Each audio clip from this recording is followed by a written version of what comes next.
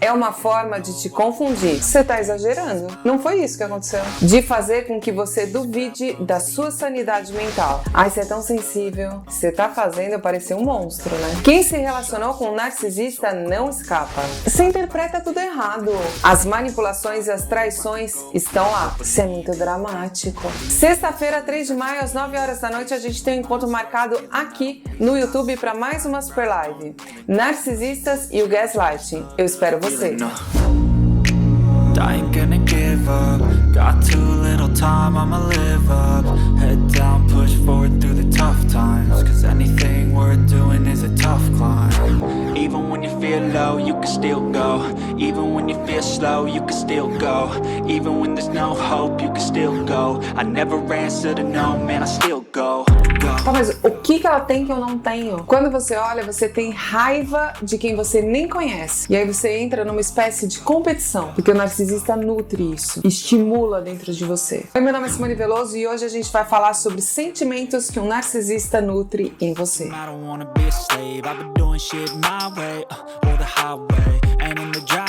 Eu acredito que uma coisa comum a quem entra num ciclo de abuso narcisista ou quem venha de um lar narcisista é a transformação. Mas você se transforma em uma outra pessoa. Quando você vê, você fala, cara, eu não era desse jeito. Eu me transformei numa pessoa ciumenta, eu me transformei numa pessoa neurótica, eu me transformei numa pessoa insegura, eu me transformei. É óbvio que tudo isso existe de algum jeito, em algum lugar dentro da gente, mas é potencializado, né? Parece que de repente, sei lá, ficou uma...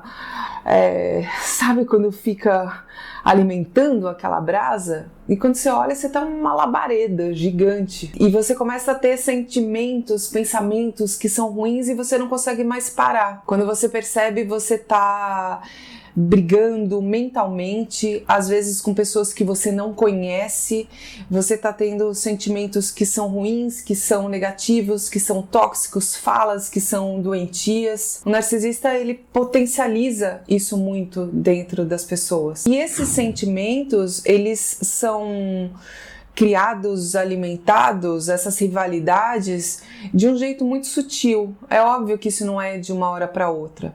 Muitas vezes a pessoa, ela tinha até então, até se deparar com um narcisista, tinha pensamentos que eram mais pacíficos, mais doces, mais brandos, uma pessoa que era tranquila, calma, que tá, tudo bem, tinha um ciúmes num nível razoável, quando vê, se tornou completamente maluca, obsessiva, sabe? Do tipo que tá lá perseguindo com um carro de madrugada porque tem certeza que tá sendo traída. Narcisista te leva a ter pensamentos e comportamentos que são irracionais. Você se torna completamente louca, maluca.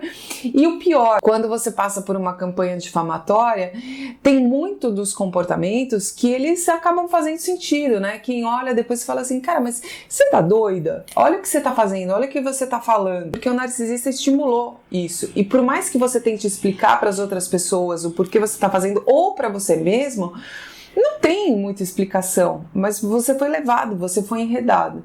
E muito disso é por conta da rivalidade que um narcisista cria por conta da triangulação. A triangulação, ela acontece de um jeito muito sutil, logo no começo do relacionamento já acontece, né? Só que no começo você faz parte do ponto alto do triângulo, você tá lá em cima, você tá na crista da onda, então não incomoda, você é a parte legal, você é a parte bacana, você é a parte bonita, então é gostoso e é horrível falar isso. Quando a gente reconhece isso, dá até vergonha, porque você tá sendo comparada de alguma forma, comparado, e você tá ganhando essa competição, então não incomoda. Quando você é triangulado e você é a parte que ganha, pois é bom. E você só percebe isso quando você começa a perder. Quando você é a parte do triângulo que perde a competição. Quando você tá sendo comparado com outra pessoa e você não é tão bom assim. Você começa a dever pontos, você tem que se esforçar nesse jogo, né? Nesse jogo mental. Você tem que se esforçar para ganhar alguns pontinhos. O narcisista coloca sempre figuras, amigos, qualquer outra coisa, né? E a gente sempre chama de coisa porque o narcisista vê as pessoas como sendo coisas que fazem coisas, e você fica sempre com essa sensação de que você tem que se superar, você tem que fazer alguma coisa, você tem que comprar alguma coisa, você tem que ser mais inteligente, você tem que ser mais gostoso, você tem que ser mais, faça mais, crie mais, não durma, não coma, não faça, você tem que se superar. E isso tem uma explicação, porque o narcisista, ele acredita, de fato ele acredita que ele mereça coisas muito incríveis, né? O narcisista, esse ser egóico, voltado para si mesmo, que acredita que ele merece, que ela merece as melhores coisas. Por acreditar nisso, é justo, né? E entre aspas, obviamente, que haja uma competição entre as coisas. Nessa competição, quem ganhar, entre aspas também, leva momentaneamente, até que uma nova competição seja criada. As pessoas estão o tempo inteiro competindo, e são competições mentais. E nessas competições são pistas falsas que são colocadas ali. O narcisista joga com ideias, com mentiras, né? Quando as histórias são colocadas para as pessoas, né? Minha ex fazia tal coisa, me levou para tal lugar. Muitas vezes são coisas fantasiosas, de coisa que o narcisista quer que você seja induzido, levado a realizar, levado a pensar. E nisso você começa a se esforçar para superar a imaginação de uma coisa que nunca aconteceu. A probabilidade de você ficar sabendo a verdade, ela é muito remota, até porque muitas vezes essas pessoas ainda estão dentro do ciclo. Muitas vezes essas pessoas estão tentando voltar para a relação, estão esperando uma oportunidade, estão esperando uma brecha, que você saia, que você seja descartado de alguma forma para poder voltar, porque estão passando também por um descarte. Então, quando acontece algum diálogo, talvez seja a oportunidade que essas pessoas estão esperando, porque não estão conscientes do que estão vivendo, estão esperando para poder voltar. Então talvez você nunca saiba a verdade, o que de fato aconteceu. É muito raro as pessoas ficarem, né, conscientes, lúcidas desse tipo de abuso, esse tipo de violência. Um narcisista, ele fica preservado justamente porque as pessoas, primeiro, o nível de consciência é baixo, né, e o próprio abuso faz com que as pessoas queiram voltar para esse lugar, porque as pessoas estão confusas, estão manipuladas, elas estão dependentes. Então voltar para esse lugar onde fez mal, né, acreditar que a cura está no lugar onde fez mal, é o que mais acontece. Então muitas vezes a vítima, ela está sofrendo, está angustiada e ela está esperando ansiosamente por uma oportunidade para voltar. Quando a vítima atual passa por um descarte, o narcisista faz o hoovering com o anterior, puxa essa pessoa de volta. A triangulação que um narcisista faz, torturando todas as pessoas, né, fazendo com que todas fiquem extremamente angustiadas, se sentindo miseravelmente mal, faz com que todas se esforcem cada vez mais, pautadas na ideia de que uma é melhor do que a outra, uma foi melhor do que a outra, e na verdade todas estavam tentando ser boas e suficientes para esse abusador, para essa abusadora. Na verdade é como se fosse um troféu, né? Se esforcem muito, vocês não estão se esforçando o suficiente para ficar 1 minuto comigo. É como se o prêmio fosse efêmero, ó. Esse prêmio dura um pouco na mão de vocês. É bem a simbologia do troféu que não permanece com a pessoa, né? O troféu que ele passa de mão em mão. Existe um único troféu que vai permanecer durante um período X, desde que você se esforce, e a partir do momento que você não se esforça mais, ele muda de mão. E isso gera uma angústia muito grande, porque é óbvio, existe uma perda energética, existe uma perda emocional muito grande, uma perda de saúde muito grande. Quando a pessoa consegue...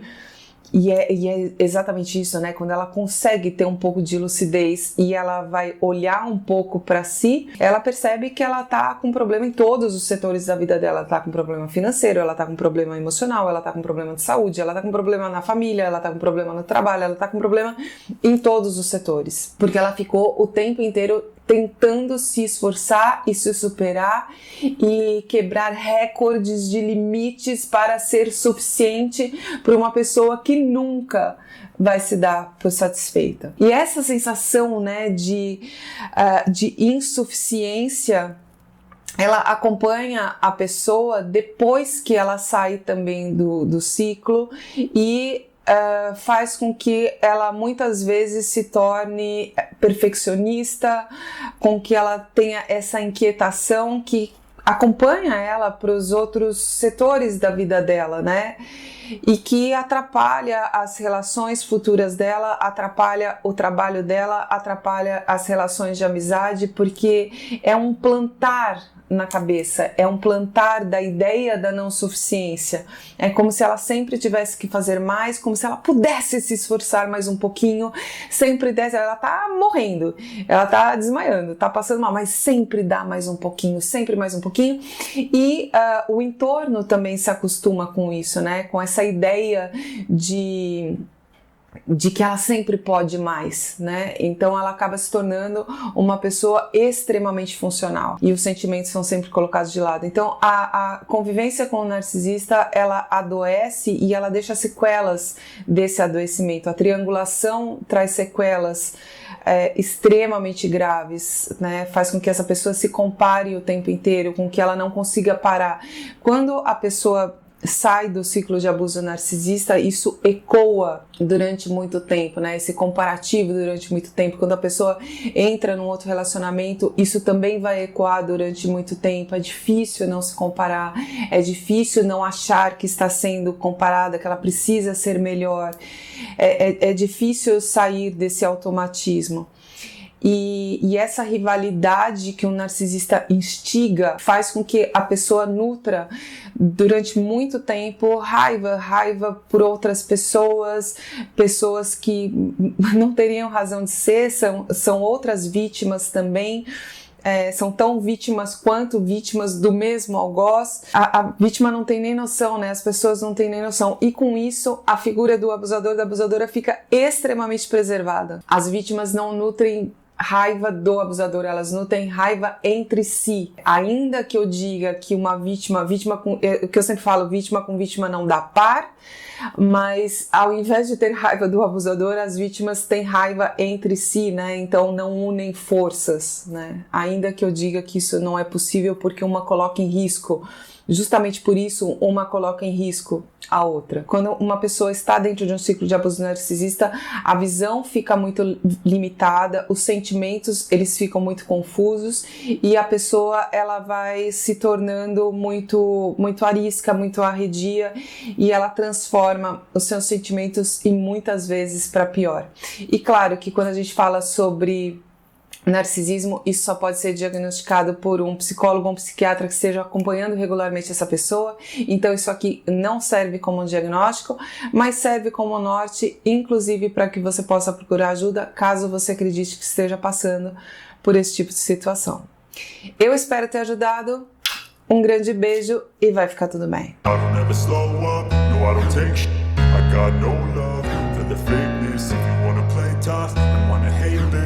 always show up. I don't ever slow up, no I don't take sh**.